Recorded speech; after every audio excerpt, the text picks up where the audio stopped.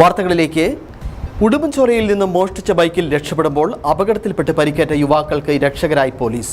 ആശുപത്രിയിൽ എത്തി ചികിത്സയ്ക്ക് ശേഷം നടത്തിയ ചോദ്യം ചെയ്യലിൽ യുവാക്കൾ മോഷ്ടാക്കളാണെന്ന് കണ്ടെത്തി. ഒടുവിൽ സ്റ്റേഷനിലെത്തി നടത്തിയ വിശദമായ ചോദ്യം ചെയ്യലിൽ ജില്ലയിലെ വിവിധ സ്റ്റേഷനുകളിലെ സ്ഥിരം ബൈക്ക് മോഷ്ടാക്കളാണ് പിടിയിലായതെന്ന് പോലീസ് തിരിച്ചറിഞ്ഞു. കഴിഞ്ഞ ദിവസം ഇടുക്കി അടിമാലിയിലാണ് സംഭവങ്ങൾക്ക് തുടക്കം. വാഹന പരിശോധനയ്ക്കിടെ ബൈക്ക് മറിഞ്ഞ് അപകടം പറ്റിക്കിടക്കുന്ന 2 യുവാക്കളെ അടിമാലി പോലീസ് ആശുപത്രിയിൽ എത്തിച്ചു.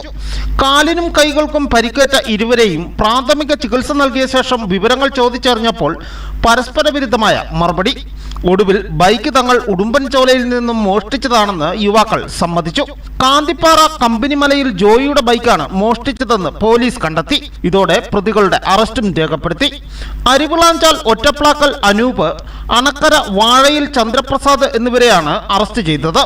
അടിമാലി പോലീസ് പ്രതികളെയും ബൈക്കും ഉടുമ്പൻചോല പോലീസിന് കൈമാറി.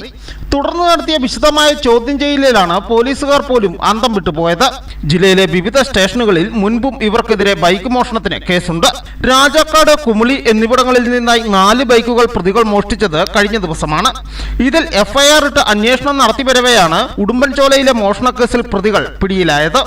ഇവിടെ നടത്തിയ വിശദമായ പരിശോധനയിൽ ഇവര് ആണ് ഈ ബൈക്ക് മോഷ്ടിച്ചതെന്നും ഇത് കൂടാതെ ഇവര് ഇന്ന ദിവസം തന്നെ രാജാക്കാട് ഭാഗത്തു നിന്ന് രാജാക്കാട് ബസ് സ്റ്റാൻഡിൽ നിന്നും 2 ബൈക്കുകൾ കൂടി മോഷ്ടിച്ചിട്ടുണ്ടെന്നും അതിന് രാജാക്കാട് പോലീസ് സ്റ്റേഷനിലെ എഫ്ഐആർ രജിസ്റ്റർ ചെയ്തിട്ടുണ്ടെന്നും പറഞ്ഞിട്ടുണ്ട്.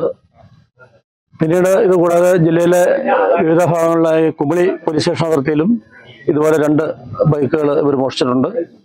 അങ്ങനെ നിരവധി മോഷണ കേസുകളിലെ പ്രതികളാണ് എന്ന് തെളിഞ്ഞിട്ടുണ്ട്. മറ്റ് സ്റ്റേഷൻ പരിധികളിൽ റിപ്പോർട്ട് ചെയ്തിട്ടുള്ള ബൈക്ക് മോഷണ കേസുകളുമായുള്ള പ്രതികളുടെ ബന്ധവും പോലീസ് അന്വേഷിച്ചു വരികയാണ്.